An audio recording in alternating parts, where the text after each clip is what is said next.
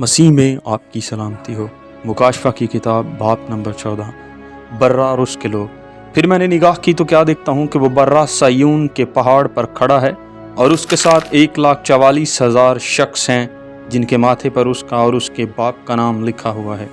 और मुझे आसमान पर से एक ऐसी आवाज़ सुनाई दी जो ज़ोर के पानी और बड़ी गर्ज की सी आवाज़ थी।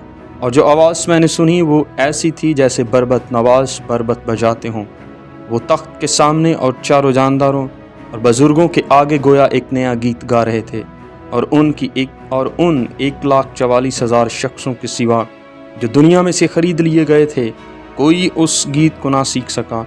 ये वो हैं जो औरतों के साथ आलूदा नहीं हुए बल्कि कमवारे हैं। ये वो हैं जो बर्रा के पीछे पीछे चलते हैं जहाँ कहीं वो जाता है। ये खुदा और बर्रा के लिए पहले फल होने के वास्ते आदमियों में से खरीद लिए गए हैं और उनके मुंह से कभी झूठ ना निकला था। वो बेऐब हैं। फिर मैंने एक और फरिश्ता को आसमान के बीच में उड़ते हुए देखा जिसके पास ज़मीन के रहने वालों की और हर एक कौम और कबीला और अहले ज़ुबान और उम्मत के सुनाने के लिए अबदी खुशखबरी थी। और उसने बड़ी आवाज़ से कहा कि खुदा से डरो और उसकी तमजीद करो, क्योंकि उसकी अदालत का वक्त आ पहुँचा है। और उसी की इबादत करो जिसने आसमान और ज़मीन और समंदर और पानी के चश्मे पैदा किए।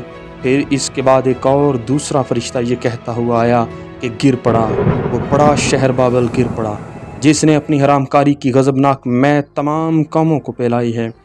फिर इनके बाद एक और तीसरे फरिश्ते ने आकर बड़ी आवाज़ से कहा कि जो कोई उस हैवान और उसके बुत की परस्तिश करे और अपने माथे या अपने हाथ पर उसकी छाप ले ले, वो खुदा के कहर की उस खालिस मैं को पिएगा जो उसके गज़ब के प्याले में भरी गई है।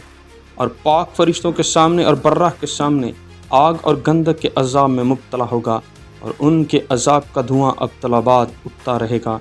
और जो उस हैवान और उसके बुत की परस्तिश करते हैं और जो उसके नाम की छाप लेते हैं, उनको रात दिन चैन ना मिलेगा। मुक़द्दसों यानी खुदा के हुक्मों पर अमल करने वालों और यीशु पर ईमान रखने वालों का सब्र का यही मौका है। फिर मैंने आसमान से ये आवाज़ सुनी कि लिख मुबारक हैं वो मुर्दे जो अब से खुदावंद में मरते हैं। रूह फरमाता है बेशक, क्योंकि वो अपनी मेहनतों से आराम पाएंगे और उनके अमाल उनके साथ साथ होते हैं।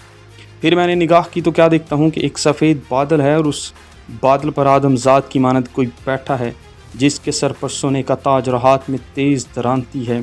फिर एक और फरिश्ता ने मक़दस से निकलकर उस बादल पर बैठे उसे बड़ी आवाज़ के साथ पुकार कर कहा कि अपनी दरांती चला कर काट, क्योंकि काटने का वक्त आ गया, इसलिए कि ज़मीन की फसल पक गई।